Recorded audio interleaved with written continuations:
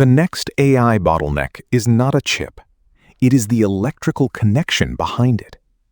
A company can buy accelerators, finish the server hall, and still wait years before the site can switch on. Grid studies, transformers, transmission, and permits move on a different clock. This is not the world running out of electricity. It is power arriving in the wrong place, at the wrong voltage, on the wrong schedule. In several major AI markets, that delivery chain is becoming the constraint. Familiar model is simple. Build a larger data center, install more accelerators, train a larger model, and serve more users. In that picture, electricity is a passive input, like a line item that appears when the hardware arrives. That model worked while computing capacity was dispersed and load growth was modest. A company could buy servers, rent a room, and scale in increments. AI changes the shape of the problem. Training clusters and inference facilities concentrate enormous demand in a small number of locations. A hyperscale AI site can draw hundreds of megawatts, while some proposed campuses are much larger. The key distinction is between a chip and a working compute site. A chip is a component. Usable AI capacity is a system. Servers, networking, cooling, land, buildings, power conversion, backup systems, and a dependable electrical connection. The popular interpretation watches the fastest component, the accelerator. The constraint appears in the slowest coordinated system. The new evidence is not one spectacular outage. It is a widening mismatch between the speed of AI investment and the speed of the physical systems that must absorb it. The International Energy Agency reported in April 2026 that data center electricity use rose 17% in 2025. AI-focused centers grew faster. The same report says power consumption per AI task is falling rapidly, while total use still rises because more people are using AI and energy-intensive agent workloads are expanding. That combination matters. Efficiency lowers the energy cost of one task. It does not automatically lower the number of tasks, the size of clusters, or the need for a facility in a particular region. There is an important geographic caveat. Globally, data centers remain a modest share of electricity demand. The IEA projects around 945 terawatt-hours of data center consumption in 2030, just under 3% of global electricity. That is not evidence of a universal shortage, but global averages hide local bottlenecks. The United States, China, and Europe account for most current demand and much of the projected growth. In those regions, large loads are arriving where grids already have congestion, planning queues, and competing industrial demand. The claim is therefore regional and time-dependent, not a law of nature for every AI project. Here is the simplest, accurate mental model. AI demand creates data center plans. Data center plans create concentrated electrical loads. Those loads trigger interconnection studies, substation work, transmission upgrades, generation procurement, permitting, and reliability analysis. Only after that chain is complete does a rack of accelerators become dependable computing capacity. The grid has electricity is not a sufficient answer. Electricity must be delivered at a specific voltage through a specific connection with enough capacity during the hours that matter. The site also needs power quality, cooling, backup, and a plan for sudden changes in demand. This is why a power purchase agreement is not the same thing as a live connection. A contract can finance generation somewhere. It does not remove the need for wires, transformers, substations, protection systems, or operating approvals at the data center site. The timing gap is the mechanism. The IEA's Electricity 2026 analysis estimates that planning, permitting, and completing new grid infrastructure can take 5 to 15 years. It puts typical data center construction at 1 to 3 years. A server hall can therefore be ready before the network that makes it useful. The equipment chain adds another clock. A large power transformer is not an interchangeable computer peripheral. It is custom built for a voltage and site, difficult to transport, tested, installed, and commissioned.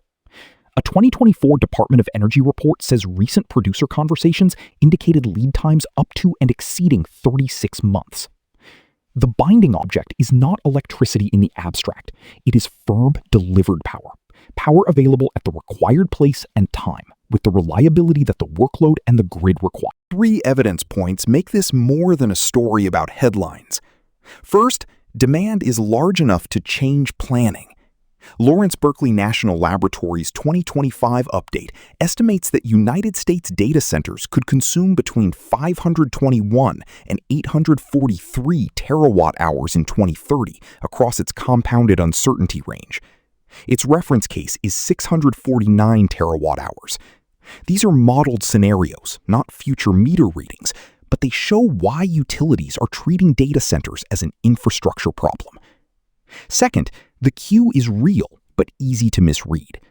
The IEA reports more than 2,500 gigawatts of renewable, large load, and storage projects stalled in worldwide grid connection queues in its 2025 snapshot. That number is not a count of AI projects, and queued capacity is not guaranteed demand. Its value is diagnostic. Many kinds of new supply and demand are competing for connection faster than networks are being expanded. That diagnosis has reached market rules. In June 2026, federal regulators ordered all 6 regional grid operators under their jurisdiction to justify or reform the tariffs governing large load connections. Third, the missing pieces are physical. The IEA estimates that new grid infrastructure takes 5 to 15 years and says key grid component prices have nearly doubled over 5 years. DOE reports that large transformers can require more than 3 years. A project can solve its chip order and still wait for an engineered electrical path. Case against my thesis deserves more than a token paragraph. Chip efficiency is improving. Model compression, quantization, better algorithms, and more efficient inference can deliver more useful output per joule. If those gains arrive faster than usage grows, the power requirement for a given service can fall sharply.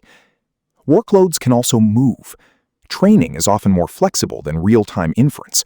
Non-urgent jobs can be scheduled for cleaner or less congested hours, moved between regions, or paused during grid stress.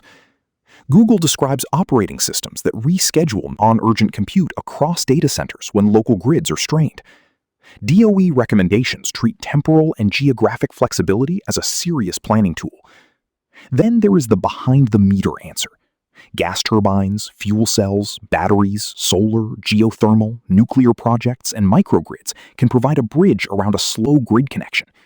DOE says on-site generation and storage can reduce what large facilities pull from the grid.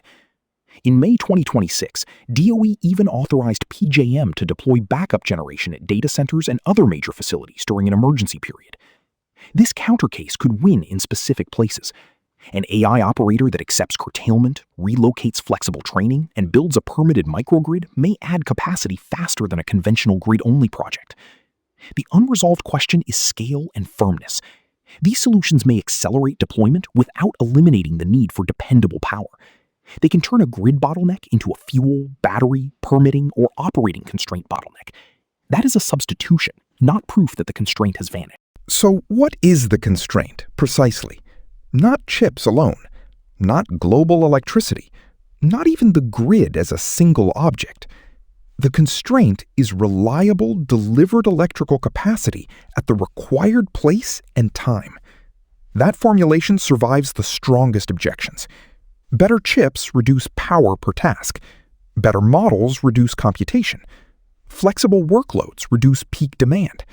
On-site generation and storage reduce dependence on the network. All 4 can increase usable AI capacity, but none makes coordination disappear. The system still needs enough firm power, a safe connection, equipment that has arrived, permissions that have cleared, and operating rules that preserve reliability. If a site can be interrupted, that may be acceptable for some training jobs and unacceptable for latency-sensitive inference. Power available therefore has to be qualified by timing, location, duration, and reliability. The thesis is strongest in major AI clusters with concentrated new loads and slow infrastructure decisions. It is weaker for small deployments, flexible training, regions with spare generation, or sites that can build and operate their own power systems. It may also weaken if grid-enhancing technology and flexible load rules connect large projects without persistent delays, price pressure, or reduced reliability. The implication is a change in what counts as an AI infrastructure advantage. The winning project may not be the one with the most impressive accelerator specification. It may be the one that coordinates chips, cooling, land, generation, transmission, interconnection, permitting, and workload scheduling as one system. That also explains why efficiency is not a clean escape. Lower cost per task can make more tasks economical. The rebound can increase total demand even while each individual task becomes cheaper.